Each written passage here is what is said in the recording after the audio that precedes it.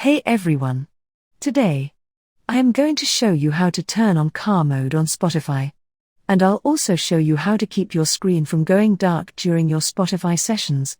Let's get started. The first step, whether you're an Android or iPhone user, is to open the Spotify app and head to the home screen. Once you're there, click on the profile picture at the top left corner on the screen. In the menu, click on the Settings and Privacy option. Once you are in the settings, you'll see an option for car. Tap on that to access the car mode settings. Within the car mode settings, you'll find an option to enable it automatically when you connect to Bluetooth in your vehicle. Just go ahead and toggle that switch on. Now, you'll find an option Keep Spotify open to prevent your phone from going to sleep or timing out. This is crucial because you don't want to be fumbling with your phone while driving. Toggle this option on. And that's it. You're all set to enjoy Spotify in car mode.